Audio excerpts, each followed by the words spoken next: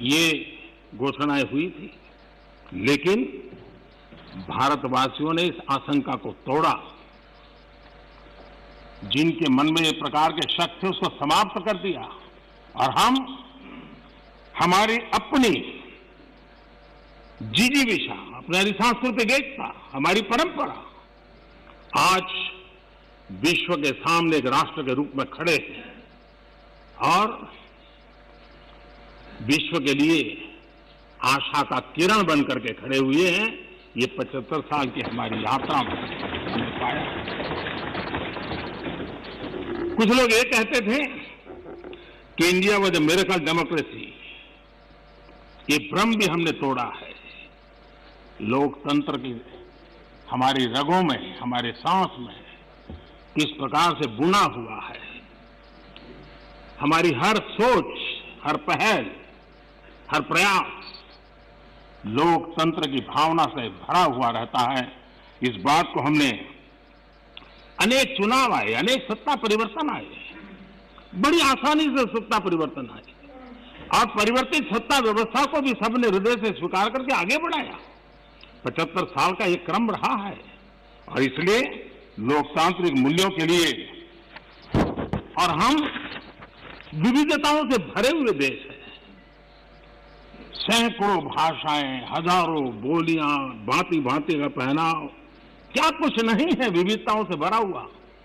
उसके बावजूद भी हमने एक लक्ष्य, एक राह ये करके दिखाया है। आज जब हम भारत की बात करते हैं तो स्वाभाविक रूप से स्वामी विवेकानंद जी ने जो बात कही थी उसको मैं जरूर स्मरण करना चाहूंगा। विवेकानंद जी ने कहा था, every nation has a message to deliver, every nation has a message to deliver, a mission to fulfil, a destiny to reach. यानी हर राष्ट्र के पास एक संदेश होता है जो उसे पहुंचाना होता है। हर राष्ट्र का एक मिशन होता है जो उसे हासिल करना होता है। हर राष्ट्र के एक नियति होती है जिसको वह प्राप्त होता है। कोरोना के दरमियान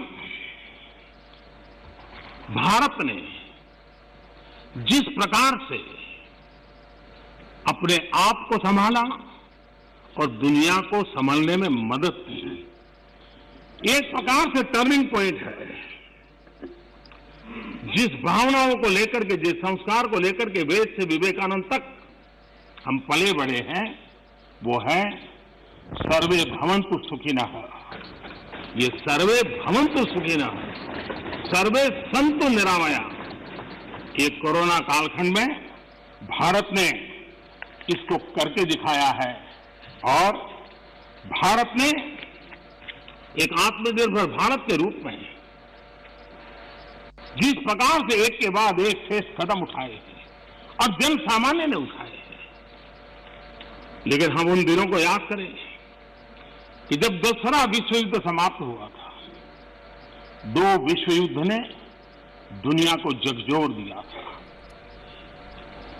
मानव जात, मानव मूल्य संकट के घेरे में थे, निराशा छाई हुई थी और सेकेंड वर्ल्ड वॉर के बाद पोस्ट वर्ल्ड वॉर एक दुनिया में एक नया ऑर्डर, न्यू वर्ल्ड ऑर्डर उसने आकार लिया।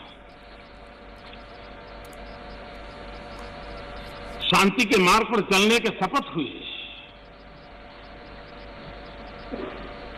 सैन्य नहीं, सहयोग, इस मंत्र को लेकर के दुनिया के अंदर विचार प्रबल होते गए। यूएन का निर्माण हुआ, इंस्टीट्यूशंस बनी, भांति भांति के मैकेनिज्म तैयार हुए ताकि विश्व को पोस्ट वर्ल्ड वॉर के बाद एक सुचारू ढंग से शांति की दिशा में ले जाया जाए। लेकिन अनुभव कुछ और निकला। अनुभव ये निकला कि दुनिया में शांति की बात हर कोई करने लगा। Post world war